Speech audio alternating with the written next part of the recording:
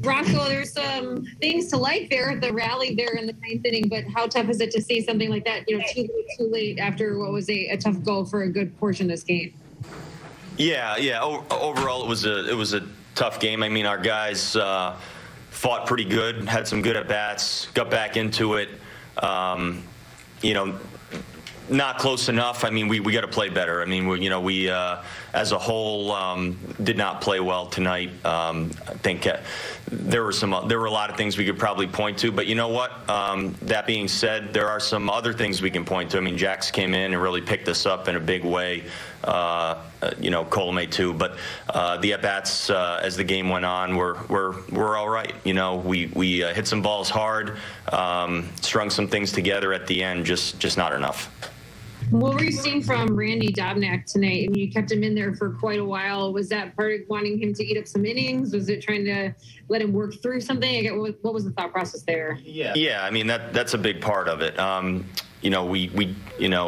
Dauber was kind of fighting himself a little bit today. He also has a nail issue that has been kind of hampering him and may have affected his command today. He was almost spiking some pitches in front of the plate. I think he was getting frustrated with himself a little bit and maybe how that thing was feeling. But as far as coverage and things like that, it's very difficult to go out there in the second, third, fourth inning and go grab a guy. I mean, you don't plan on that happening too often, and you don't necessarily have the ability to cover those innings out of the bullpen. So we had to make sure that Dauber went out there and kept pitching and gave us an opportunity to get to a point in the game where we could bring our bullpen in and let those guys go pitch. So obviously, it got lopsided pretty quickly.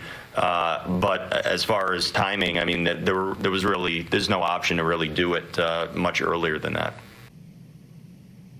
Yeah, Rocco, I know there's a lot of focus on Garrett Cole and the spin rate, but how good was he anyways, even if the numbers maybe were a tiny bit down from his year average? Yeah, I mean, he's one of the best pitchers in baseball, and that's why his name is in a lot of different conversations. His name comes up because he's so good, and there's no way around that. He's out there pitching 96 to 100, making a lot of good pitches. He's got a breaking ball that even when he throws it for a strike, and it may even appear like a good pitch to hit location-wise, it's really sharp. It's a tough pitch to really react to, I think, especially if you haven't seen a ton of it lately.